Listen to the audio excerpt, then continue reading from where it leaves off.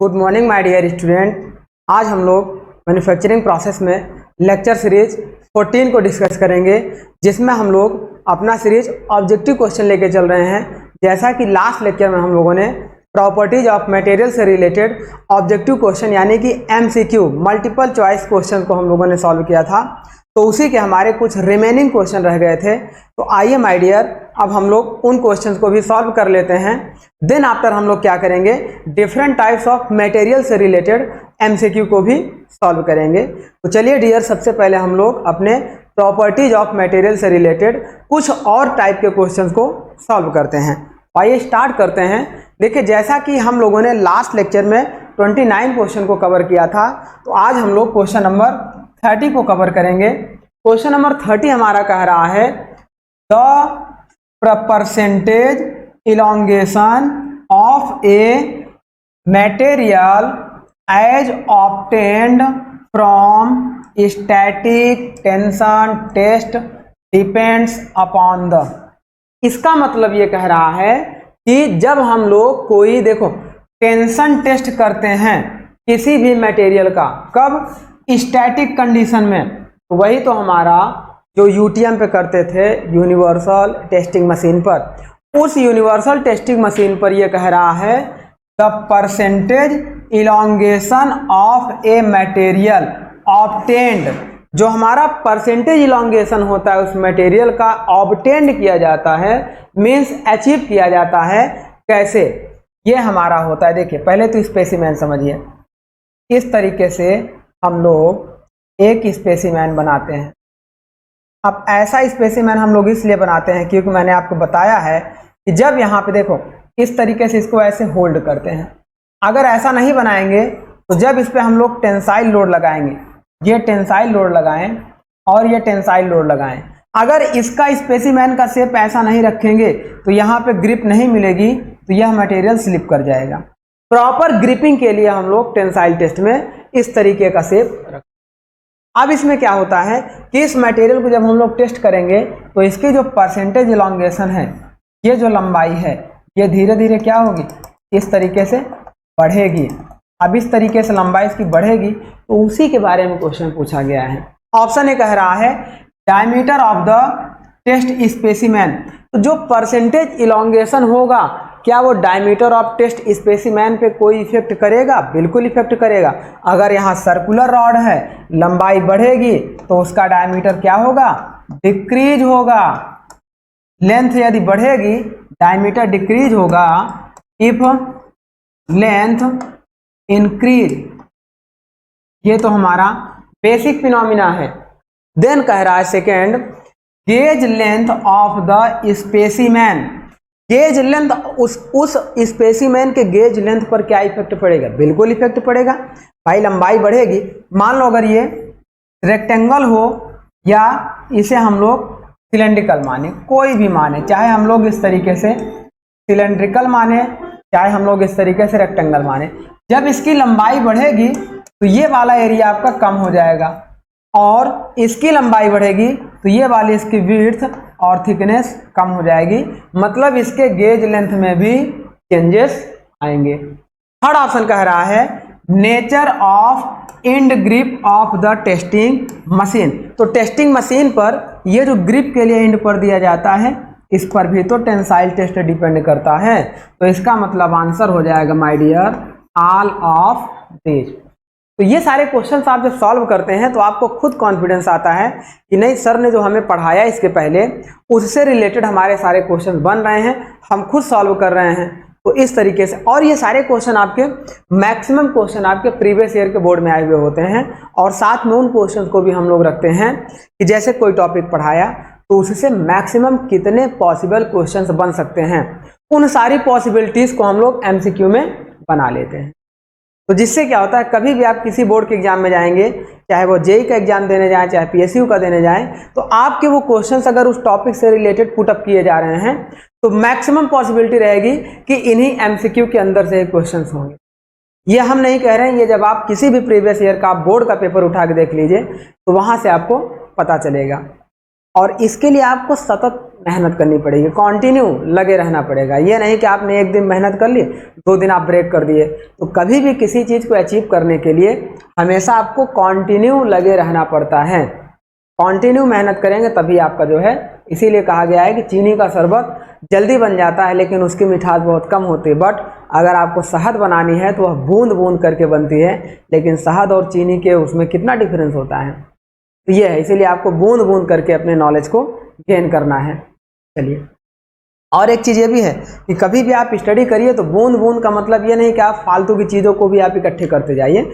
आपको अपना कंटेंट और दायरा जरूर पता होना चाहिए। लिमिट दायरा जब तक आपको नहीं पता होगा तब तक, देखो एक अच्छी सी बात आपको दिखा रहे हैं यहाँ पे, जब तक सपोज करो एक आपके पास टारगेट पॉइंट होना चाहिए। अब ये टारगेट आपके पास हो गया, अब इस टारगेट पे क्या किया आपने, यहाँ से फोकस सेट कर दिया, फोकस सेट कर दिया। कुछ देर बाद मान लो ये हो जाए लेंस और ये हो जाए सनलाइट। अब साइंस कहता है कि अगर इस लेंस से इस पर हम लोग क्या करेंगे, ये मान लो पेपर हो जाए, इस पेपर पर कुछ देर तक हम लोग फोकस कर दें, थोड़ी देर तक हम लोग फोकस कर देंगे तो ये क्या करेगा, कुछ देर बाद यहाँ पे बर्निंग स्टार्ट हो जाएगी, स्टार्ट बर्निंग। हम यही चाह रहे थे और यही हमें मिल गया। लेकिन अगर माय डियर हम अपने टारगेट को भले ही फिक्स कर दें लेकिन अपने मेहनत को लगातार हम मूव कराते रहें, कभी इधर कभी इधर, कभी पॉइंट को यहाँ पे चलाएं, कभी यहाँ कभी यहाँ, तो ये बर्निंग कभी होगी ही नहीं। कुल मिलाकर हमें आपको फोकस करना पड़ेगा, इसी को हम लोग बोलते हैं फोकस। फोकस इसी को बोलते हैं फोकस। दूसरी बात, अच्छा फोकस तो किया है, पता चला कि आप 100 किलोमीटर दूर से फोकस कर रहे हैं तो उस पर क्या इफेक्ट पड़ेगा, वहां पे देखो अगर इन दोनों के बीच की अगर लेंथ को बहुत ज्यादा बढ़ा दी जाए, टारगेट आपका बहुत दूर होगा तो आपका कभी भी बर्निंग नहीं होगा। तो मिनिमम दायरा होना चाहिए, टारगेट फिक्स होना चाहिए, लगातार उस पर फोकस करके चलना, ये सारी चीजें सक्सेस के लिए दर्शाती। आगे बात करते हैं नेक्स्ट क्वेश्चन की ओर। क्वेश्चन कह रहा है the tendency of a material to fracture without appreciable deformation is called. बिना किसी डिफॉर्मेशन के कोई मटेरियल अगर हमारा अचानक से फेल कर जाए, विदाउट एप्रिसिएबल मतलब बिना किसी संभावनात्मक डिफॉर्मेशन के कोई मटेरियल हमारा फेल कर जाए तो उसे कैसा मटेरियल कहते हैं। आप यहाँ पे देखो स्ट्रेस स्ट्रेन डायग्राम पे कुछ कर्व जाएगा, इस तरीके से जाएगा।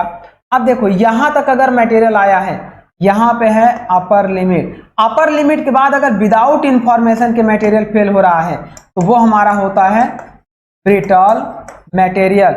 लेकिन अगर अल्टीमेट के बाद उसमें लीकिंग स्टार्ट हो, मटेरियल ऐसा था, देखिए मटेरियल ऐसा था लेकिन अल्टीमेट के बाद वो मटेरियल ऐसा बनना शुरू हो गया, मतलब इसी को हम लोग कहते हैं नीकिंग स्टार्ट हो जाएगी, फिर इसी नीकिंग पॉइंट पे होते होते लास्ट में टूट जाएगा। तो ये क्या है कि वहां पे हमें एप्रिसिएबल डिफॉर्मेशन देगा तब जाकर फेल्योर होगा। और ये किस मटेरियल में एप्रिसिएबल डिफॉर्मेशन होता है, डक्टाइल में होता है, और ब्रिटल में एप्रिसिएबल डिफॉर्मेशन नहीं होता है। ऑप्शन ए है टफनेस, ऑप्शन बी है स्टिफनेस, ऑप्शन सी है प्लास्टिसिटी एंड ऑप्शन डी है ब्रिटलनेस। तो हमारा सबसे सही आंसर क्या हो जाएगा, ब्रिटलनेस इज राइट आंसर, ये सारे रॉन्ग हो जाए। चलिए नेक्स्ट क्वेश्चन की तरफ बढ़ते हैं हम लोग। नेक्स्ट क्वेश्चन कह रहा है the stress strain curve for glass during tensile test would exhibit. Glass के लिए स्ट्रेस स्ट्रेन कर्व कैसा होगा। तो ग्लास एक ब्रिटल मटेरियल है, मोस्ट कॉमन ब्रिटल मटेरियल है, उसका लाइन सीधी जाएगी और यहीं से फेल कर जाएगी। तो ग्लास के लिए हमेशा लाइन कैसी जाती है, स्ट्रेट, ये मैंने आपको बता रखा है। तो ग्लास के लिए आंसर क्या हो जाएगा, स्ट्रेट लाइन। आगे बढ़ते हैं, नेक्स्ट क्वेश्चन कह रहा है when mild steel is subjected to tensile loading its fracture will conform to. जब हम लोग माइल्ड स्टील मटेरियल पर टेंसाइल लोड लगाएंगे, ये हमारा हो जाए माइल्ड स्टील मटेरियल, इस पर हम लोग टेंसाइल लोड P लगा दें अब इस टेंसाइल लोड P को लगाने के बाद क्या होगा, उस पे जो हमारा लोडिंग लगाने के बाद फ्रैक्चर आएगा, किस तरीके का आएगा? ऑप्शन ए है स्टार शेप, ऑप्शन बी है ग्रैनुलर शेप, ऑप्शन सी है fibre shape, fibres type, option D है कप एंड कोन। मैंने आपको बताया है माय डियर, बताया भी है, फिर से भी आप देख लीजिए। ऐसे देखिए कि जब हमारे पास ये शैफ्ट थी, मान लो ये वर्कपीस था, अब इस वर्कपीस पे जब हम लोगों ने टेंसाइल लोड लगाया तो आफ्टर यील्डिंग क्या होगा? स्ट्रेन हार्डनिंग होगा। आफ्टर स्ट्रेन हार्डनिंग वो फ्रैक्चर देना शुरू करेगा, और फ्रैक्चर कैसा देगा? देखो ऊपर का मटेरियल ऐसा रहेगा, ये ऐसा फ्रैक्चर देगा, और नीचे भी ये ऐसा फ्रैक्चर। ये जरूरी नहीं कि अपने मिड पॉइंट पर ही, देखो यहां से नीकिंग स्टार्ट हुई, यहां पे नीकिंग एंड हो गई, और यहीं पे मटेरियल फेल कर गया। ऐसा नहीं कि नीकिंग आपकी एंड में ही मिले, नीकिंग आपकी ये यहां पर भी मिल सकती है, और ये यहां पर भी मिल सकती है। जस्ट अपोजिट भी हो सकता है, नेकिंग आपकी यहां पे मिले और इस तरीके से ऐसा हो सकता है। तो अब यहां पे देखो ये जो फेल हो रहा है ये आपका कैसा दिखाई दे रहा है? कप एंड कोन टाइप का। किसी भी स्ट्रक्चर में आप देखोगे तो जो डक्टाइल मटेरियल है वो cup and cone type shape में फेल होता है। आंसर क्या हो जाएगा? Cup and cone shape. Next बढ़ते हैं। अच्छा, ब्रिटल मटेरियल कैसा फेल होगा? अगर ब्रिटल मटेरियल था इस तरीके से, लोड हमने लगाया, वो क्या होगा? वो यहां से ऐसे फेल हो गया और यहां से ऐसे, तो वो केवल अपने क्रॉस सेक्शन में फेल हो जाता है, उसमें कोई भी डिफॉर्मेशन नहीं आता है, वो अचानक से फेल कर जाता है। जो डायमीटर यहाँ पे था, मान लो इसका डायमीटर डी था, वही डी डायमीटर यहाँ पे कांस्टेंट रहेगा और वही डी डायमीटर यहाँ पे कांस्टेंट। ये हमारा ब्रिटल मटेरियल में फेल्योर होता है। आगे बात कर रहे हैं, next question. When a cast iron specimen is tested in compression the fracture occurs. देखो वही बात हो गई, यही मटेरियल को अगर हम लोग कास्ट आयरन मान लें और यहाँ हम लोग टेंसाइल लोड लगा रहे थे, लेकिन यहाँ कंप्रेसिव लोड लगाएं, मान लो ये वर्कपीस हो जाए और ये कंप्रेसिव लोड लगाएं। अब कंप्रेसिव लोड लगाने पर ये मटेरियल कास्ट आयरन हो, और हम ये जानते हैं कि कास्ट आयरन हमारा मोस्ट ब्रिटल मटेरियल होता है, मोस्ट ब्रिटल मटेरियल हमारा कास्ट आयरन होता है। अब इसमें जब हम लोग लोड लगाएंगे तो जो फ्रैक्चर होगा वो कैसा दिखेगा? ऑप्शन के अकॉर्डिंग देखते हैं। ऑप्शन ए कह रहा है along an oblique plane, option B कह रहा है along the axis of load, option C कह रहा है perpendicular to the axis of load, और ऑप्शन डी कह रहा है there is not fracture to all. तो हमेशा ध्यान देना माय डियर, जब भी कंप्रेसिव लोड में कोई भी ब्रिटल मटेरियल हमारा फेल होगा तो वो हमारा कुछ इस तरीके से या इस तरीके से या इस तरीके से या इस तरीके से या इस तरीके से फेल होगा, और ये जो फेल हमारा होता है वो एक ऑब्लिक प्लेन की तरह, ऑब्लिक प्लेन की तरह, ऑब्लिक मतलब तिर्यक प्लेन की तरह फेल होता है। जैसे ये प्लेन हो जाए, अब इस पे हमारा कोई बॉडी इस तरीके से रखा हो तो इसे हम लोग 45 डिग्री पर रख दें, इस प्लेन को बोलते हैं ऑब्लिक प्लेन। तो अब हमारा जब भी कास्ट आयरन या फिर कोई भी मटेरियल फेल होगा ब्रिटल, तो इस तरीके से तिर्यक फेल होगा। मतलब ये मटेरियल था, हमने ऐसा लोड लगाया, वो ऐसा फेल हो, इसी को हम लोग ऑब्लिक फेल्योर बोलते हैं। तो कैसा फेल होगा? Along an oblique plane. Next बात करते हैं, अगला क्वेश्चन।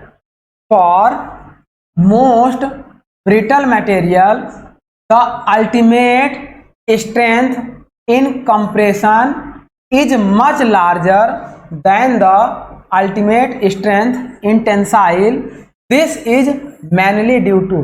बिल्कुल सबसे बड़ी बात है कि कोई भी ब्रिटल मटेरियल होगा, ब्रिटल मटेरियल हमेशा कहाँ पे फेल करेगा? अल्टीमेट पॉइंट के ऊपर, अल्टीमेट पॉइंट के एबव हमारा ब्रिटल मटेरियल फेल करता है।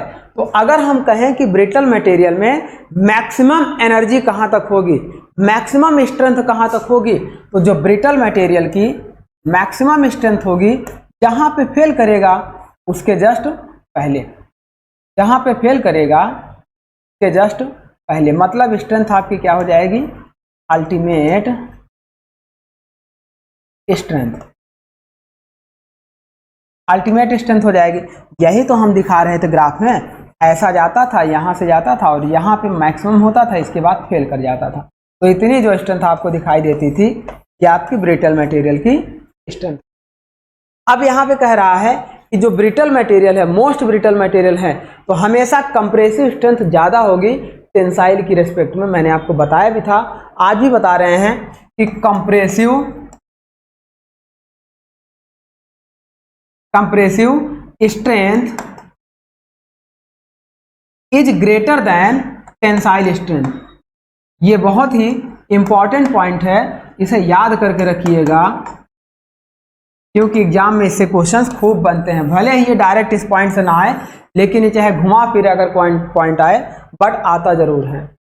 अब बात कर रहे हैं, ये तो पता है कि कंप्रेसिव स्ट्रेंथ ज़्यादा होगी टेंसाइल की अपेक्षा ब्रिटल मटेरियल में, लेकिन ज़्यादा तो है, but this is mainly due to, इसका रीजन क्या है, इसका रीजन क्या है, इसका रीजन ये है कि उस मटेरियल के अंदर, ऐसे देखिए, उस मटेरियल के अंदर ये जो हमारे माइक्रो स्ट्रक्चर मॉलिक्यूल्स हैं, इन माइक्रो स्ट्रक्चर मॉलिक्यूल्स में कुछ ना कुछ कैविटी रह जाएगी, और इन मॉलिक्यूल्स और कैविटी की वजह से, देखो जब ऑप्शन पढ़ेंगे तो पहले देखो, ऑप्शन ए है प्रेजेंस ऑफ माइक्रोस्कोपिक क्रैक्स और कैविटीज।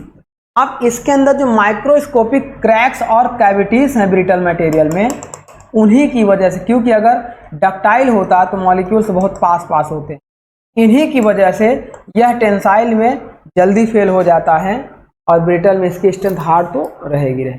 तो इसका आंसर यही होता है, प्रेजेंस ऑफ माइक्रोस्कोपिक क्रैक्स और कैविटीज। ऑप्शन बी था नेकिंग टेंशन, तो ये रॉन्ग था, नेकिंग आपका किस में होगा, डक्टाइल में होगा।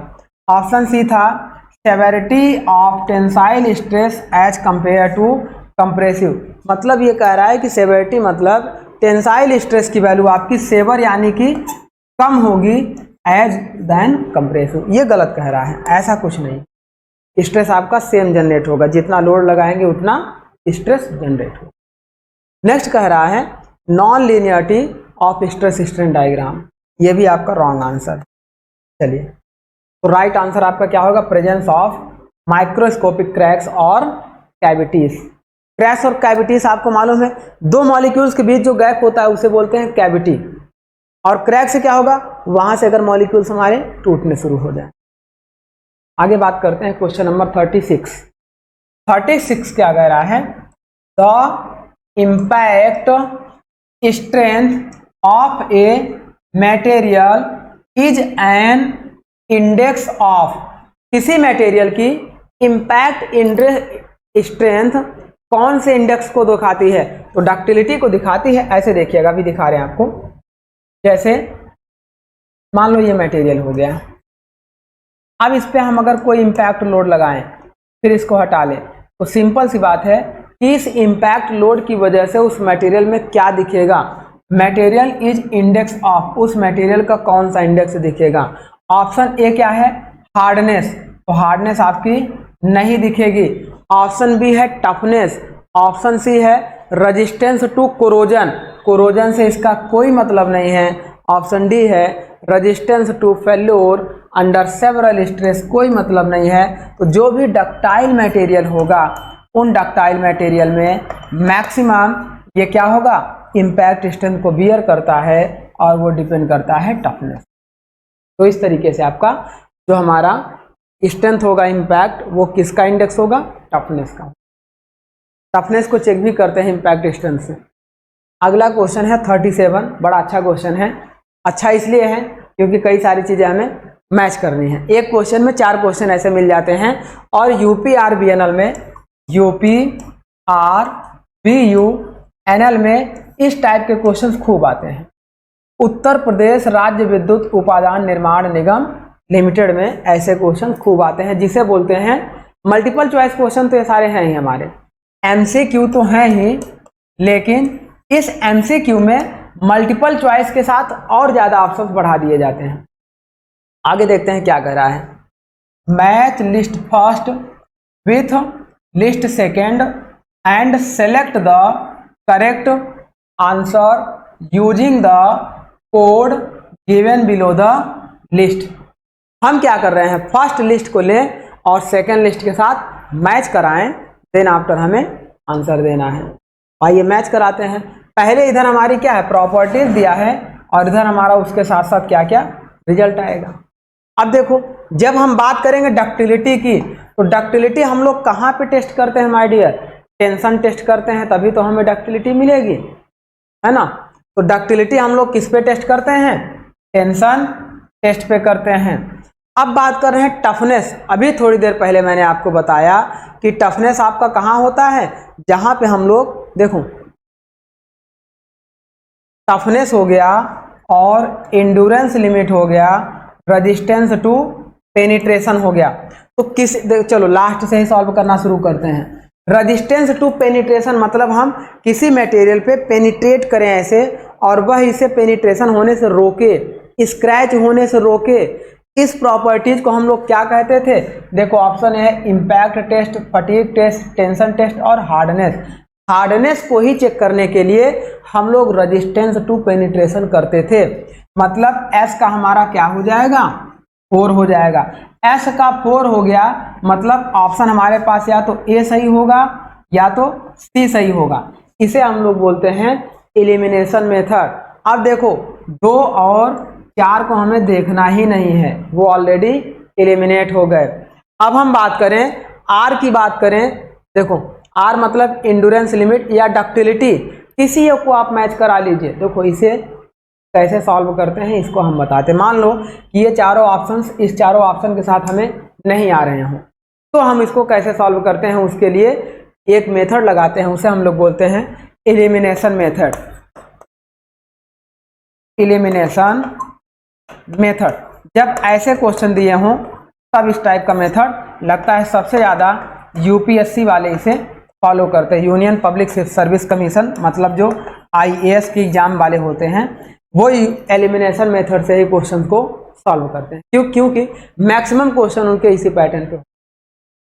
अब यूपीएससी में आईईएस वाले भी ऐसा ही करते हैं, ईएस इंडियन इंजीनियरिंग सर्विसेज वाले भी यही करते हैं। तो देखो पी का हमारा क्या हो जाएगा, 3 हो जाएगा। हमें किस में देखना है माय डियर, हमें देखना है ए में देखना है और सी में देखना है। तो पी का हमारा क्या है, 3। देखो ए में पी का आपका 1 है, तो देखो ये यहाँ से क्या हो गया, एलिमिनेट हो गया। और अब आपके पास केवल एक ही आंसर, ये भी रॉन्ग हो चुका था, ये भी, मतलब आपको बिना एफर्ट लगाए ही आंसर मिल गया सी। इसे हम लोग बोलते हैं एलिमिनेशन मेथड। पी का हमारा क्या था, 3rd, तो पी का हमारा हो गया 3rd। अब देखो यहीं से हमें पता चल गया पी का 3rd हो गया, क्यू का 2 हो गया, ये हमारा आंसर हो गया। क्यू का 2 का मतलब हमारा क्या है, जो टफनेस हमारी होती है वो फटीग टेस्ट में पता चलता है। अब आर का हमारा 1 हो गया, मतलब जो हम लोग इंड्योरेंस लिमिट देखते हैं वो कहाँ पे देखेंगे, इम्पैक्ट में। तो इस तरीके से ये हमारा हो गया एलिमिनेशन में। आगे बात करते हैं क्वेश्चन नंबर 38 भी सेम उसी टाइप का क्वेश्चन है, आपको इस पे भी मैच कराना है। तो यहाँ पे देखो वैसे ही चलो हम लोग एलिमिनेशन मेथड से ही सॉल्व करेंगे कि कैसे हम लोग सॉल्व कर सकते हैं। देखो पहले आपको प्रूफ स्ट्रेस दिया है, देन आपको इंड्योरेंस लिमिट दिया है, देन आपको लीफ स्प्रिंग दिया है, देन आपको मॉडुलस ऑफ रिजिडिटी दिया है। तो आप हमेशा ध्यान देना, चाहे आप पिछले क्वेश्चन से देखो, यहाँ से ले सकते हो कि अब अगर आप इंड्योरेंस लिमिट था तो इम्पैक्ट टेस्ट कर रहे थे, लेकिन अगर आपको वो सब नहीं मिल रहा हो, यहाँ इम्पैक्ट नहीं मिल रहा हो, तो कैसे सॉल्व करेंगे, by the use of elimination method. मान लो कि आपने हमेशा पढ़ा है मॉडुलस ऑफ रिजिडिटी, है ना, आपने पढ़ा है T/J is equal to G theta by L is equal to Q/R। इसे हम लोग बोलते हैं टॉर्सन इक्वेशन, जहां पर G आपका क्या होता है, मॉडुलस ऑफ रिजिडिटी होता है, और यह क्या होता है, तब इसे हम लोग परफॉर्म करते हैं जब एक शाफ्ट हमारी होती है, इस पर हम लोग टॉर्क T लगाते हैं, तो इसके अंदर जो मॉडुलस ऑफ रिजिडिटी आता है। तो अब मॉडुलस ऑफ रिजिडिटी हमेशा किससे रिलेटेड होता है, टॉर्सन से रिलेटेड होता है, ये आपको याद रखना। अब एक चीज आप मैच कराइए, मॉडुलस ऑफ रिजिडिटी आपने किससे मैच करा दिया, टॉर्सन से, दैट मीन्स S का 1 हो गया। अब आप S देखिए कहाँ है, S का 1, मतलब आपका ये क्वेश्चन सही हो गया, ये क्वेश्चन सही हो गया, ये गलत है, ये गलत है। अब आपको देखो B और D में सोचना ही नहीं है, आपको कहाँ कहाँ सोचना है, देखो A और C में। अब कैसे एलिमिनेशन लगाते हैं, एक चीज समझना, P का या तो 2 सही होगा या तो 3, मतलब P वाला जो प्रूफ स्ट्रेस है या तो 2 के साथ मैच करेगा या तो किसके साथ मैच करेगा, 3 के साथ मैच करेगा। आगे चेक कर लो, अगर Q को सिलेक्ट करोगे तो Q का या तो 3 सही होगा या तो 2 सही होगा, यही मेथड एलिमिनेशन होता है। अगर कोई भी एक आपको इनमें से मिल जाए, आपको P आ रहा हो, Q आ रहा हो, लेकिन R देखोगे तो R का दोनों में 4 और 4 सही है, तो R से आप नहीं यूज कर पाओगे, एलिमिनेशन मेथड आपको इन दोनों के सहयोग से करना होगा। अब यहाँ देखो R का तो आपका 4 मिल ही जाएगा, मतलब लीफ स्प्रिंग है, तो लीफ स्प्रिंग का उपयोग हम लोग कहाँ करते हैं, as a beam of uniform strength, जो हम लोग गाड़ियों में इस तरीके से लीफ स्प्रिंग का यूज करते हैं, वो एज ए बीम हमारी यूज होती है।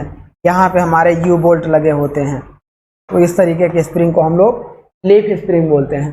तो यहाँ तो हमारा देखो माय डियर, इसका 4 तो होगा। अब आइए चेक करते हैं, क्या proof stress and endurance limit हमारे पास कहाँ पे सही होगा। 2 ऑप्शन बचे हुए हैं, एक टेंसाइल टेस्ट और एक फटीग टेस्ट। अब यहाँ पे देखो, जब भी हम लोग इंड्योरेंस लिमिट की बात करते हैं तो इंड्योरेंस लिमिट हमारी कहाँ पे जाती है, फटीग टेस्ट में जाती है। ये आपको याद रखना पड़ेगा, बहुत ही इंपॉर्टेंट पॉइंट है। इंड्योरेंस लिमिट के लिए फटीग टेस्ट हम लोग प्राप्त करते हैं। अब यहाँ से जब आपको ये मिल गया, Q का क्या मिलेगा, 3, तो Q का 3 यही वाला ऑप्शन सही है। देखो Q का इसमें 2 है, मतलब आपका आंसर A करेक्ट हो जाएगा। अब आपका P का क्या सही हो जाएगा, 2, वो एक बचा भी है, तो प्रूफ स्ट्रेस हमारा कहाँ मिलेगा, टेंसाइल। ये था माय डियर हमारा एलिमिनेशन मेथड। जब आपको सारे ऑप्शंस नहीं आ रहे हो तो आप ऐसे भी बैठकर सॉल्व कर सकते हैं। आगे बात करते हैं नेक्स्ट क्वेश्चन की। With the increase of percentage of carbon in the steel, which one of the following properties does increase. तो यार हमेशा ध्यान देना कि अगर कभी भी स्टील में हम परसेंटेज ऑफ कार्बन इंक्रीज करेंगे तो हमेशा उसकी हार्डनेस बढ़ेगी, जिससे वो हमारे लिए यूजफुल हो जाए। प्योर आयरन हमारे लिए यूजफुल नहीं होगा, डक्टाइल होगा, रेजिस्टेंस होगी नहीं, हार्डनेस होगी नहीं। तो उन सारी प्रॉपर्टीज को बढ़ाने के लिए परसेंटेज ऑफ कार्बन को ऐड करते हैं। तो ऐड करने पे क्या प्रॉपर्टीज इंक्रीज होगी, modulus of elasticity no, ductility तो डिक्रीज होगी, टफनेस भी डिक्रीज होगी, आपकी हार्डनेस इंक्रीज होगी। ये हमारा हो गया। ये सब मैंने आपको बता दिया था, डक्टिलिटी क्या होती है, टफनेस क्या होती है, हार्डनेस क्या होती है। डक्टिलिटी क्या होती है कि जैसे कोई वायर है, अब इस रॉड को पतले वायर में ले जाएंगे और ये बिना फेल हुए पतले वायर में खींच जाए, तो इसी प्रॉपर्टीज को डक्टिलिटी कहते हैं। Ductility is the property to draw a thin wire of material. और इसमें क्या होता था, डक्टिलिटी में टेंसाइल लोड लगाते थे। हमेशा ध्यान देना, लोड आपका टेंसाइल होगा और रिजल्ट आपका थिन वायर मिलेगा। और टफनेस में आपका क्या होता था, maximum absorbed energy before rapture is called modulus of toughness. Stress strain diagram में ये कर्व आपको होता था। अगर यहाँ रैप्चर पॉइंट फेल हो रहा है तो इसके पहले ये जितना एनर्जी एब्जॉर्ब करता है इसे बोलते हैं मॉडुलस ऑफ टफनेस। और अगर हम केवल स्ट्रेस स्ट्रेन डायग्राम में इलास्टिक लिमिट तक बात करेंगे तो इलास्टिक लिमिट तक जो हमारी एनर्जी अब्जॉर्ब होगी, area under curve in stress strain diagram with in elastic limit is called toughness. तो ये हमारी केवल टफनेस होती है। और बाकी हार्डनेस आपको बता ही दिए कि hardness is the property which in which material resist the scratch और पेनिट्रेशन, या स्क्रैच को रजिस्ट करेगा या पेनिट्रेशन, सबको रजिस्ट करेगा। तो ये हमारी होती है। आगे बात करते हैं। अच्छा, इसका आंसर आपको कौन सा मिलेगा? हार्डनेस मिलेगा। नेक्स्ट क्वेश्चन आपका 40 है।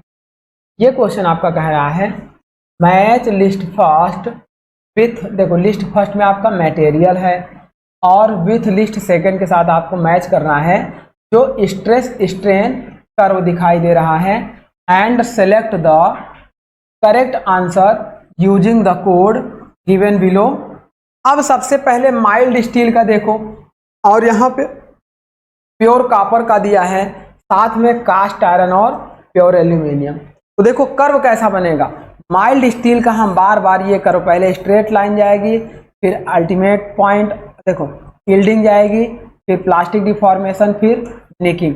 इस तरीके का ग्राफ जहाँ पे दिखेगा, देखो ये ग्राफ ऐसा नहीं है, ये भी ऐसा नहीं है, यहाँ पे देखो ये वाला ग्राफ आपका सही है। ये पॉइंट आपका, ये अलग बात है, एक ही पॉइंट पे दिखा दिया गया है, थोड़ा सा इस तरीके से होता है, ऐसा होता है। तो ये हमारा होता है किसके लिए? देखो माइल्ड स्टील के लिए, पी के लिए हमारा आंसर क्या हो जाएगा? 3। हम यहाँ लिख सकते हैं पी के लिए 3। अब बात कर रहे हैं प्योर कॉपर के लिए। तो प्योर कॉपर के लिए हमारा क्या होता है? अब देखो प्योर कॉपर और हमारे पास क्या है? Cast iron and pure aluminium. Cast iron का आपका सबसे सिंपल आप बनता है, सबसे सिंपल बनता है इस तरीके से जाकर, वो हमारा क्या हो जाता है? फेल कर जाता है, यहीं से फेल कर जाता है, क्योंकि यह मोस्ट ब्रिटल मटेरियल है। कास्ट आयरन आपका क्या है? आर पे है, और आर के लिए क्या मैच हो जाएगा? 4। तो यहाँ पे देखो आर के लिए आपका क्या मैच हो जाएगा? 4। चाहो तो आपको देखो ये भी आ रहा है प्योर कॉपर हम कैसे बना सकते हैं, और आपको ये भी आ रहा है कि प्योर एल्यूमिनियम हम कैसे बना सकते हैं। लेकिन अगर आपको नहीं भी आ रहा हो, मान लो एग्जाम में नहीं आ रहा हो, तो एलिमिनेशन मेथड से कैसे सॉल्व कर सकते हो उसको भी देख लो।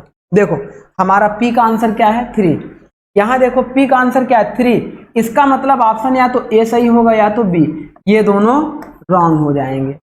अब देखो आंसर तुरंत एलिमिनेशन मेथड से आ जाएगा, आर का आपका 4 सही होगा। आइए आर में देखो 4 आपका यहाँ पे भी है, यहाँ पे भी है, तो इसका मतलब अभी एलिमिनेशन मेथड नहीं लगा सकते। नेक्स्ट आप देखो, देखो कहाँ लगा सकते हो। क्यू का या तो 1 सही होगा या तो 2 सही होगा, एस का या तो 2 सही होगा या तो 1, दोनों में किसी एक का आपको पता हो तो आप कर ले जाएंगे, और नहीं सबका पता हो तो ज़्यादा बेटर हमारे लिए होगा। अब देखो प्योर एल्यूमिनियम और प्योर कॉपर की बात हो रही है, तो प्योर देखो एक ग्राफ आपका इस तरीके से बन रहा है, ये आपका ग्राफ होता है प्योर एल्यूमिनियम का। ये जो इस तरीके से ग्राफ आपका होता है, ऐसे पहले कर्व बढ़ेगा, फिर स्ट्रेट प्लास्टिक डिफॉर्मेशन होता है, ये आपका होता है प्योर एल्यूमिनियम का। और उसके बाद प्योर कॉपर के लिए आपको जो ये ग्राफ दिखाई दे रहा है, ये इस तरीके से ग्राफ जा। तो प्योर कॉपर का आपका Q का 2 होगा, तो यहाँ पे देखो Q का 2 हो जाएगा, तो यही आंसर सही हो जाएगा, मतलब आंसर। तो इस तरीके से आपका ग्राफ रिप्रेजेंट करेगा स्ट्रेस स्ट्रेन डायग्राम। चलिए आगे बढ़ते हैं क्वेश्चन नंबर 41। 41 क्या कह रहा है? ए कास्ट आयरन स्पेसिमेन इन ए टॉर्सन टेस्ट गिव्स एक कास्ट आयरन का कोई स्पेसिमेन है, यदि उस पर हम टॉर्सन टेस्ट करें, टॉर्क लगाएं, टॉर्क कैसा लगाएंगे? इसे फिक्स करेंगे ये इस तरीके से। अब यहाँ पे हमारा ये वर्क पीस हो गया, इस पे ऐसा हमने टॉर्क लगा। अब जब हमने टॉर्क लगा दिया, ये टी टॉर्क लगा दिया, इस टॉर्क की वजह से वह कास्ट आयरन हमारा कैसा रिजल्ट देगा? ऑप्शन ए कह रहा है cup and cone fracture, wrong है। कास्ट आयरन एक ब्रिटल मटेरियल है, और कप एंड कोन फ्रैक्चर आपका कैसा मटेरियल देता है रिजल्ट? डक्टाइल अगर होगा तो वह कप एंड कोन फ्रैक्चर देगा। सेकेंड आपका कह रहा है fracture along a plane normal to the axis of specimen, ये भी गलत है, वो हमेशा कैसा देता है? ऑब्लिक टू द स्पेसिमेन इस तरीके से देता है, मतलब एक हेलिक्स एंगल पे देता है, और वो हेलिक्स एंगल लगभग अप्रॉक्स 45 डिग्री होता है। मैंने आपको बताया भी था इस तरीके से ब्रिटल मटेरियल फेल होगा, ये एंगल हेलिक्स होगा लगभग 45 डिग्री के आसपास। आंसर सी कह रहा है फ्रैक्चर एलोंग ए हेलिक्स एंगल, सही बात है, ऑफ अप्रोक्सीमेटली 45 डिग्री, यही आंसर आपका सही हो जाएगा जो अभी मैंने। अब आंसर डी क्या था वो भी देख लेते हैं। Fracture along a plane inclined at 60 degree, तो 60 डिग्री नहीं होगा हमारा, क्या होगा 45 डिग्री, वो भी एग्जैक्ट नहीं होगा, अप्रोक्सीमेटली रहता है, लगभग उसके करीब रहता है। नेक्स्ट बात करते हैं क्वेश्चन नंबर 42 का। 42 में हमारा क्या होगा, देखिए कह रहा है मैच लिस्ट फर्स्ट में आपका क्या है, कुछ एलॉइंग एलिमेंट हैं फॉर टूल स्टील के लिए, और सेकेंड लिस्ट में है इम्प्रूव्ड मैकेनिकल प्रॉपर्टीज। मतलब अगर हम पहले वाले मटेरियल को, इसमें देखो ये हमारे क्या है, कुछ हमारे पास एलॉइंग एलिमेंट हैं जिन्हें हम मिलाते हैं तो हमारे पास कौन कौन सी प्रॉपर्टीज इंक्रीज होंगी, तो ये आपको मैकेनिकल प्रॉपर्टीज अच्छे से पढ़ाया है मैंने, उससे रिलेटेड क्वेश्चन है। आइए चेक कर लेते हैं। देखिए जब भी हम किसी मटेरियल में कार्बन मिलाते हैं तो कार्बन की सबसे अच्छी क्वालिटी ये है, कार्बन मिलाने पर हमारी हार्डनेस इंक्रीज कर जाती है, हार्डनेस हमारी इंक्रीज करती है, ये हमारा होता है कार्बन का सबसे बड़ी मतलब एडवांटेज कह सकते हैं। अब इसके बाद लेकिन ये भी डिसएडवांटेज क्या है कि कार्बन मिलाने पर उस मटेरियल में कोरोजन स्टार्ट हो जाता है, क्योंकि कार्बन आपका क्या करता है, एटमॉस्फेरिक मॉइस्चर कंटेंट के साथ रिएक्ट करता है और वहाँ पे कोरोजन स्टार्ट कर देता है। आगे बात करते हैं मैग्नीज, क्रोमियम एंड वेनेडियम। जहां पर भी आप मैग्नीज मिलाएंगे, देखो एक चीज तो समझना, वेनेडियम आपका उसी जगह पे मिलाते हैं जहां पे आपकी हार्डनेस बढ़ानी हो, मतलब कौन सी हार्डनेस बढ़ानी हो, रेड हार्डनेस या हॉट हार्डनेस बढ़ानी हो, तो वहां पे आप क्या रखते हैं, वेनेडियम रखते हैं। तो वेनेडियम के लिए देखो,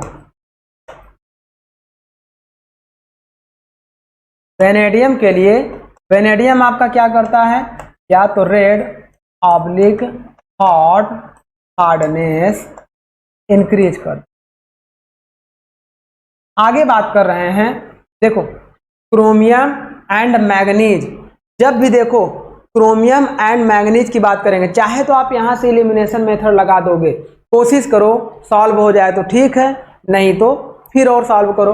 अगर एलिमिनेशन मेथड आप चेक करते हो तो यहां देखो पी का आंसर आपका क्या है, 1 है, पी का आंसर 1 है, तो इसका मतलब ये भी एलिमिनेट हो गया, ये भी एलिमिनेट हो गया।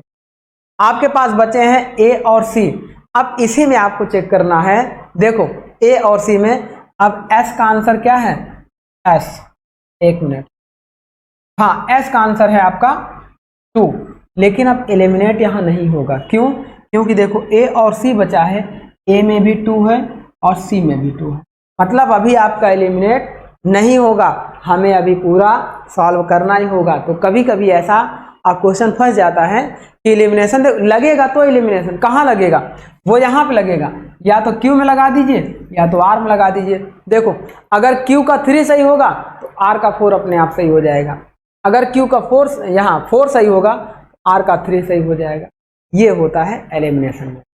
चलिए बात करते हैं मैग्नीज। देखो जब भी हम मैग्नीज मिलाते हैं तो हमारे पास कौन कौन सी प्रॉपर्टीज इंक्रीज होती हैं, देखो हमारे पास हार्डनेस इसके साथ मिक्स हो गया है, एक है लोअर क्रिटिकल टेम्परेचर और एक है टफनेस। तो जब भी हम देखो क्रोमियम मिलाते हैं तो क्रोमियम आपका क्या करता है, क्रोमियम आपकी टफनेस को बढ़ाता है और मैग्नीज आपका लोअर क्रिटिकल टेम्परेचर को। तो इस तरीके से हम क्या करेंगे, क्रोमियम को 4 से और मैग्नीज को 3 से मैच करा देंगे, तो ये हमारा क्या आंसर हो जाएगा, क्रोमियम 4, मतलब आर का हमारा क्या हो जाएगा 4, आर का 4 हो गया, दैट मीन्स आंसर हमारा ए करेक्ट हो जाएगा। आगे बात करते हैं next question, match list first with list second. First को हम लोग सेकेंड के साथ मैच करते हैं। वही प्रॉपर्टीज है हमारी इधर, और इधर हमारे क्या है, मेजर्ड इन टर्म्स। उस प्रॉपर्टीज को हम लोग किस टर्म में मेजर करते हैं। तो हमेशा ध्यान दो, देखो जब स्ट्रेंथ की बात करेंगे, चाहे वो फ्लक्चुएटिंग लोड हो चाहे वो स्टैटिक लोड हो, अगर हमें स्ट्रेंथ मेजर करना होगा तो हम स्ट्रेंथ किस में मेजर करेंगे, परसेंटेज इन इलोंगेशन में, या मॉडुलस ऑफ इलास्टिसिटी, या एंडुरेंस लिमिट, या इम्पैक्ट। अब बात करते हैं टफनेस की। जब टफनेस हमें मेजर करना होगा तो टफनेस हम लोग किस में मेजर करेंगे, बात करेंगे स्टिफनेस की और बात करेंगे डक्टिलिटी की। तो देखो जब भी डक्टिलिटी को मेजर करते हैं वो किससे मेजर करते हैं, परसेंटेज इन इलोंगेशन से। डक्टिलिटी को हम लोग मेजर करेंगे, कोई भी मटेरियल डक्टाइल होगा तो वह कितना परसेंटेज इलोंगेट कर रहा है या कितना परसेंटेज श्रिंक करेगा जब कोई कंप्रेसिव लोड लगाएंगे, तो परसेंटेज इन इलोंगेशन होता है। अब देखो एस का आपका 1 सही हो गया तो मतलब 4 और 4 आपके रॉन्ग हो गए, मतलब ए और डी में आपको नहीं सोचना है। अब इसके बाद देखो जब आपकी बात आ रही है टफनेस, स्टिफनेस और स्ट्रेंथ, इसमें आप देखो टफनेस हमेशा किससे रिलेटेड होता है, इम्पैक्ट स्ट्रेंथ से।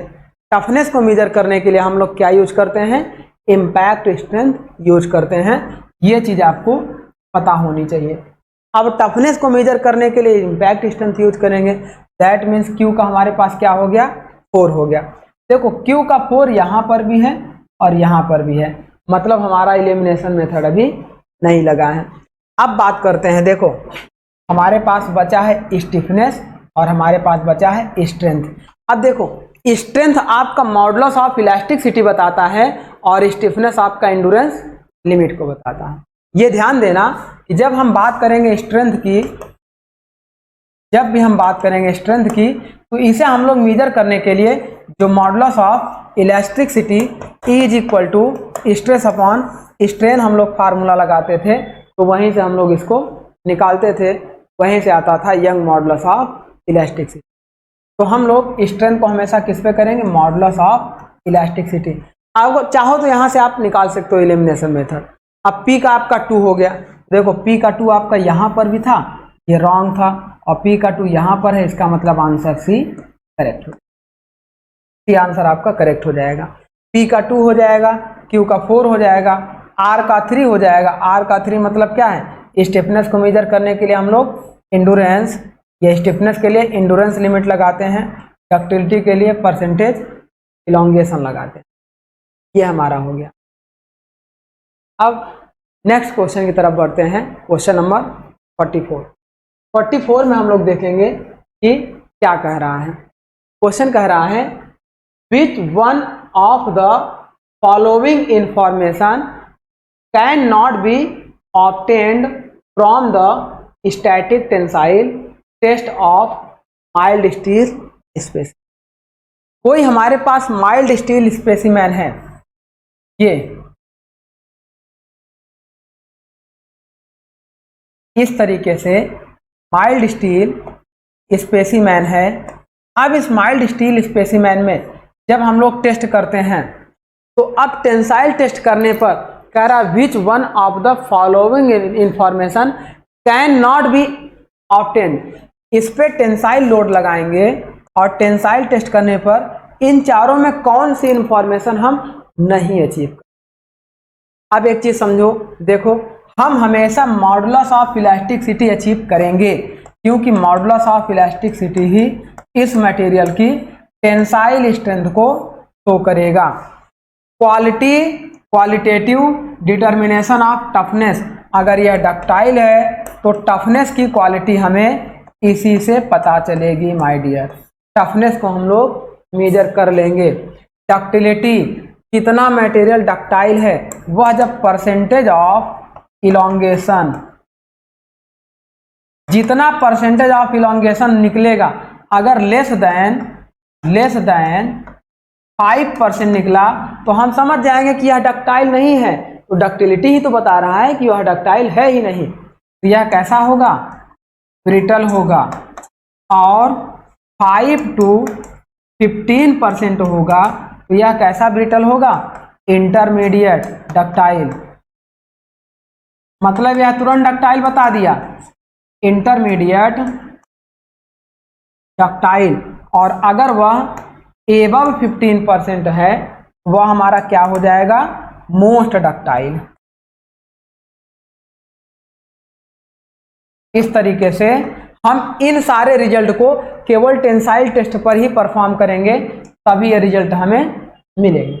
तो इसका मतलब डक्टिलिटी को भी हम लोग मेजर कर लेते हैं, केवल वेल्ड एबिलिटी को मेजर नहीं कर पाते, क्योंकि वेल्ड एबिलिटी को मेजर करने के लिए डिस्ट्रक्टिव और नॉन डिस्ट्रक्टिव टेस्टिंग हमें करना होता है। डिस्ट्रक्टिव मतलब मटेरियल को तोड़ेंगे। आप देख लीजिए वेल्ड एबिलिटी क्या होती है। देखो एक मटेरियल ये हो गया, एक मटेरियल ये हो गया, यहाँ पे दोनों में वेल्डिंग कर दिया। अब इसकी वेल्ड एबिलिटी या वेल्डिंग क्षमता जाननी हो तो ऐसे देखो आप, ये मटेरियल हो गया और ये मटेरियल हो गया। अब दोनों को हमने वेल्ड कर दिया है इस तरीके से। ऐसे यहाँ से हम लोगों ने फिलर मटेरियल लगाकर वेल्ड कर दिया है। अब इसके वेल्डेबिलिटी चेक करने के लिए या तो इस पे इस तरीके से लोड लगाएं, टेंसाइल बेंडिंग, तोड़ें मरोड़ें, तब जाके इसकी स्ट्रेंथ हमें पता चले, तो उसे बोलते हैं डिस्ट्रक्टिव टेस्टिंग। तोड़कर अगर उस वेल्डिंग की क्षमता को पता करें तो उसे बोलते हैं डिस्ट्रक्टिव टेस्टिंग। और अगर हम बिना तोड़े इसके अंदर porosity, blow holes, internal cracks, इन सब चीज़ों को अगर हमें पता करना है तो हम इसे बिना तोड़े पता करेंगे। उसके अंदर कुछ इलेक्ट्रोमैग्नेटिक वेव्स भेजेंगे, एक्सरे वेव्स भेजेंगे, गामा रे वेव्स भेजेंगे। इन सब रेस को भेजकर हम लोग टेस्ट करेंगे विदाउट मटेरियल को ब्रेक किए, तो उसे हम लोग बोलते हैं नॉन डिस्ट्रक्टिव टेस्टिंग। इस तरीके से माय डियर हम लोग दोनों टेस्टिंग करके किसी मटेरियल की वेल्डेबिलिटी चेक करते हैं। मटेरियल की वेल्डेबिलिटी चेक करने के लिए टेंसाइल टेस्ट की जरूरत नहीं होती। चलिए ये हो गया हमारा क्वेश्चन नंबर 44। आगे बढ़ते हैं क्वेश्चन नंबर 45 में। एक एसर्शन मतलब एक आपका दिया हुआ है 0.1 और उसका रीजन दिया हुआ है 0.2। अब देखिए एक कथन दिया है, उसका एक निष्कर्ष दिया। स्टेटमेंट में आपका क्या कह रहा है?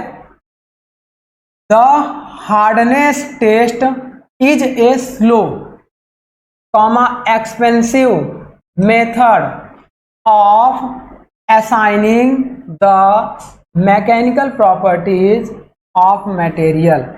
पहला आपका इस तरीके से ऑप्शन दे दिया, कह रहा है हार्डनेस टेस्ट आपका बहुत स्लो होता है और एक्सपेंसिव यानी कि महंगा होता है। सेकेंड बात कर रहा है उसका रीजन क्यों महंगा होता है, कह रहा है the hardness is a function of yield stress and the work hardening rate of material. अब ये कह रहा है आंसर ए दीजिए यदि दोनों सही हों और साथ में हमारा जो रीजन है वो कथन का सही मतलब एक्सप्लेनेशन कर रहा है। ऑप्शन बी दीजिए यदि दोनों सही हों लेकिन रीजन हमारा कथन स्टेटमेंट का एक्सप्लेनेशन नहीं कर रहा है। ऑप्शन सी दीजिए जब केवल ए सही हो और ऑप्शन डी दीजिए जब केवल बी सही हो यानी कि आर सही। चेक करते हैं कि क्या सही है। ये तो आप 100% श्योर मान लो कि जब भी हम लोग हमेशा हार्डनेस टेस्ट करते हैं, हार्डनेस टेस्ट करते हैं तो उसके लिए हम लोग क्या लेते हैं, एक स्फेयर बाल लेते हैं, दो रेक्टेंगुलर प्लेट पे रखते हैं, एक रेक्टेंगुलर प्लेट ऐसे, एक रेक्टेंगुलर प्लेट ऐसे।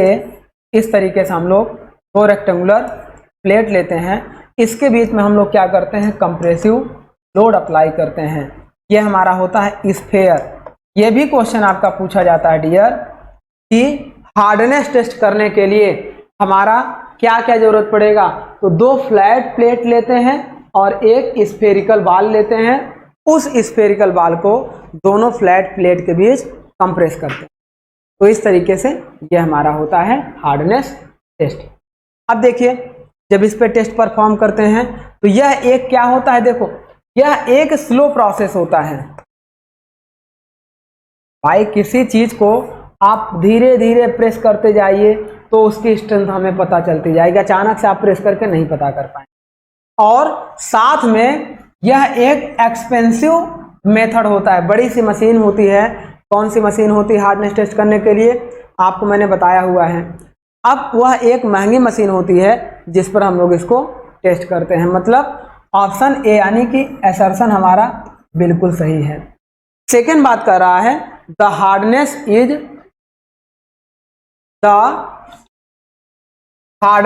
Is a function of yield stress. क्या हार्डनेस आपका यील्ड स्ट्रेस का फंक्शन है? आइए दिखाते हैं आपको यहीं पे। देखिए जब आप स्ट्रेस स्ट्रेन डायग्राम बनाओ, ये आपका क्या हो गया, पॉइंट ए पे आपका हो जाता है प्रोपोर्शनल लिमिट, पॉइंट बी पे आपका आ जाता है इलास्टिक लिमिट, बी के बाद थोड़ा सा कर्व हो जाएगा, फिर यहाँ से इस तरीके से प्लास्टिक डिफॉर्मेशन होगा, फिर स्ट्रेन हार्डनिंग होगी, फिर यहाँ अल्टीमेट पॉइंट आएगा, फिर नेकिंग होगी, फिर यहाँ फ्रैक्चर होगा।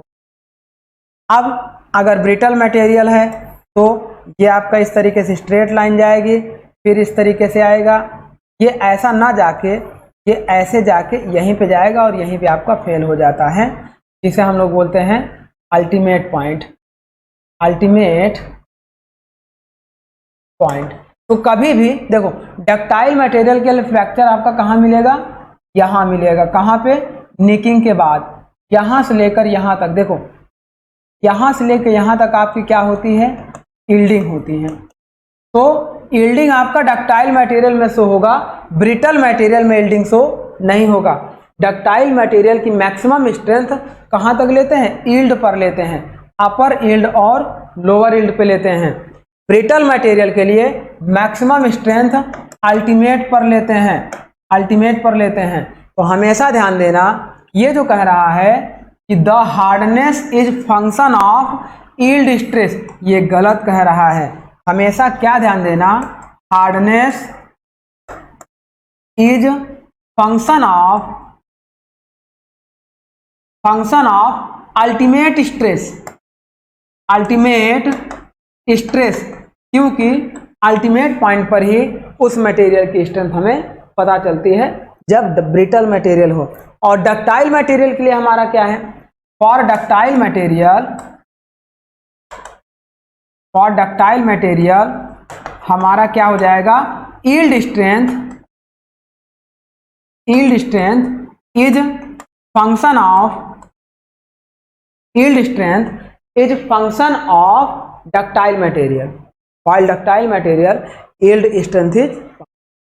ये दोनों आपको याद रखना है, मतलब इसका रीजन आपका गलत हो गया। तो आंसर क्या हो जाएगा, देखो जब ए सही हो और आर गलत हो, A is true and R is false, option C correct हो जाए।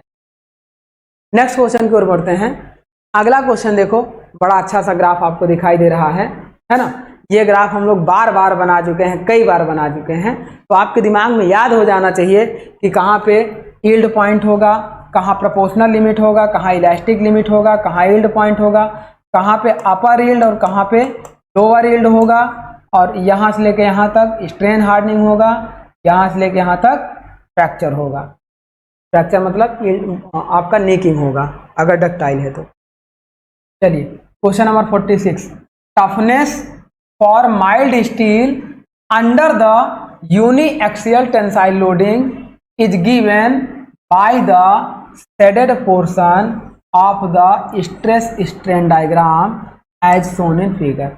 ये कह रहा है कि किसी स्ट्रेस स्ट्रेन डायग्राम में दिए गए फिगर में जो हमने शेडेड लाइन दिखाई हुई है, वह शेडेड लाइन हमारी टफनेस को दिखा रही है, वो भी माइल्ड स्टील मटेरियल के लिए under uniaxial tensile load.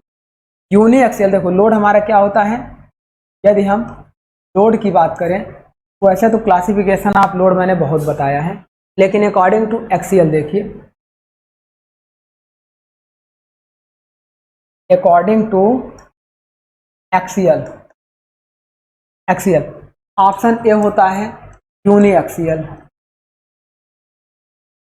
Uniaxial मतलब वह लोड हमारा केवल एक ही एक्सिस में लगेगा, इधर लग सकता है टेंसाइल या कंप्रेसिव लग सकता है, या किसी अनदर इस डायरेक्शन में भी लग सकता है, लेकिन वह केवल एक ही डायरेक्शन में। बाई एक्सियल आपका क्या होगा? By axial load. By axial load का मतलब यह होगा कि लोड हमारा टू म्यूचुअली परपेंडिकुलर डायरेक्शन में एग्जिस्ट करेगा, इसे बोलेंगे बाई एक्सियल लोड। और सी हमारा होता है ट्राई एक्सियल लोड। अब ट्राई एक्सियल लोड में आपका क्या होगा? देखिए, एक्स में भी आपका, वाई में भी आपका और जेड में भी आपका लोड लगेगा। इस तरीके के लोड को ट्राई एक्सियल लोड।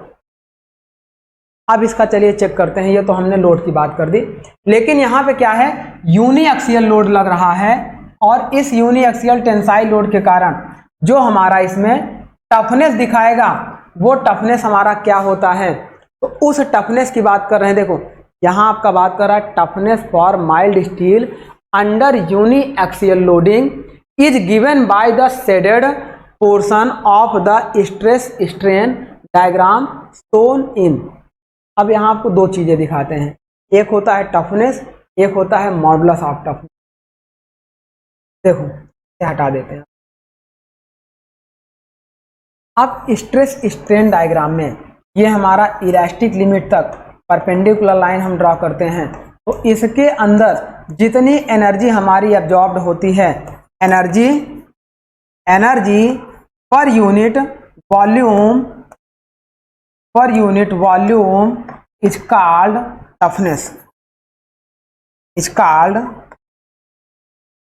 टफनेस। ये हमारा हो गया। लेकिन जब इसे हम लोग देखो यहाँ से और आगे बढ़ाएंगे, ये इस तरीके से जाएगा। यहाँ जो मैक्सिमम फ्रैक्चर हो रहा है, इस टोटल एनर्जी की अगर बात कर दें, टोटल एनर्जी की बात कर दें शेडेड एरिया में, तो टोटल एनर्जी आपकी कहलाती है मॉडुलस ऑफ टफनेस।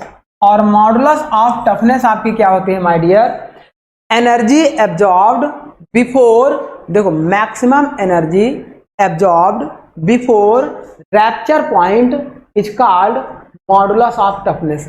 लेकिन यहाँ क्या पूछा है? टफनेस पूछा है। अगर मॉडुलस ऑफ टफनेस पूछता तो हमारा आंसर हो जाता, देखो इस पे आपका क्या है, इस तरीके से ये मैक्सिमम एनर्जी, यहाँ रैप्चर पॉइंट यहाँ पे है और रैप्चर पॉइंट तक ये मैक्सिमम एनर्जी दिखा रहा है, तो ये आपका मॉडुलस ऑफ टफनेस के लिए सही आंसर हो जाता।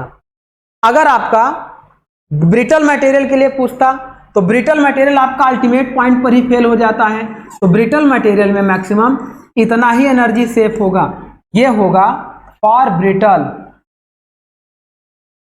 अगर ब्रिटल मटेरियल के लिए मॉडुलस ऑफ टफनेस की बात करता तो मॉडुलस ऑफ टफनेस ये होता। डक्टाइल मटेरियल के लिए मॉडुलस ऑफ टफनेस की बात करता तो वो हमारा रैप्चर पॉइंट पर मैक्सिमम एनर्जी को स्टोर करेगा, लेकिन इन दोनों की बात नहीं, उसने केवल टफनेस की बात किया है। तो टफनेस हमारा क्या होगा? Area under curve in stress strain diagram beyond elastic limit is called toughness. तो यही पे हमारा हो गया टफनेस का मतलब ये हमारा हो जाएगा आंसर, ये हमारा करेक्ट हो जाएगा। चलिए अब हम चलते हैं नेक्स्ट क्वेश्चन की तरफ। नेक्स्ट क्वेश्चन हमारा है कंसीडर द फॉलोइंग स्टेटमेंट। पहले देखो, cast iron has poor ability damped vibration, बिल्कुल गलत कह रहा है। मतलब कह रहा है निम्न कथन को पढ़िए और आंसर दीजिए। तो हम ये जानते हैं कि कास्ट आयरन आपका बेटर डैम्ड वाइब्रेशन कैपेबिलिटी रखता है, बेटर डैम्ड वाइब्रेशन। यही रीजन है माय डियर, देखो इसकी कास्ट आयरन की क्या होती है? कंप्रेसिव स्ट्रेंथ ज्यादा होती है। तो किसी भी मशीन के बेस के लिए, बेस ऑफ एनी मशीन, किसी मशीन के बेस के लिए हम लोग कास्ट आयरन का यूज करते हैं, क्योंकि जब मशीन स्टार्ट होती है या वर्क करती है तो उसमें इस तरीके से और इस तरीके से अनबैलेंसिंग फोर्स जनरेट होते हैं। उन अनबैलेंसिंग फोर्स को हम लोग वाइब्रेशन कहते हैं या डैम्ड वाइब्रेशन कहते हैं। तो उन डैम्ड वाइब्रेशन को बियर करने के लिए जिसकी मटेरियल की स्ट्रेंथ कंप्रेसिव ज़्यादा होगी उसी मटेरियल का हम लोग बेस बनाते हैं और कास्ट आयरन ही उसे बियर करता है। तो ये हमारा रॉन्ग हो गया। आंसर हमारा इसका क्या होगा? Cast iron has better ability to damped vibration. Poor की बजाय क्या होता है? बेटर होता है। तो इसका मतलब ये गलत दिया है। सेकंड कह रहा है cast iron has higher compressive strength compared to that steel. ये बिल्कुल सही कह रहा है। कास्ट आयरन की कंप्रेसिव स्ट्रेंथ अगर स्टील की बात करें तो स्टील के इस रिस्पेक्ट में ग्रेटर होगा कास्ट आयरन, किसमें? कंप्रेसिव में। कंप्रेसिव स्ट्रेंथ कास्ट आयरन की बहुत ज़्यादा होती है स्टील के रिस्पेक्ट में, मतलब पॉइंट 2 हमारा करेक्ट है। थर्ड पॉइंट कह रहा है आपका cast iron parts are suitable where permanent deformation is preferred over the fracture. देखो कितना बढ़िया मजाक वाला क्वेश्चन कर दिया यहाँ पे कि कह रहा है cast iron parts are suitable. Cast iron को हम वहां पे यूज कर सकते हैं जहां पर परमानेंट डिफॉर्मेशन हमें क्या है? प्रेफर्ड हो। उसमें परमानेंट डिफॉर्मेशन हमारा मिल रहा हो, लगातार डिफॉर्मेशन मिल रहा हो, तो क्या वहां पे हम लोग कास्ट आयरन को यूज कर सकते हैं?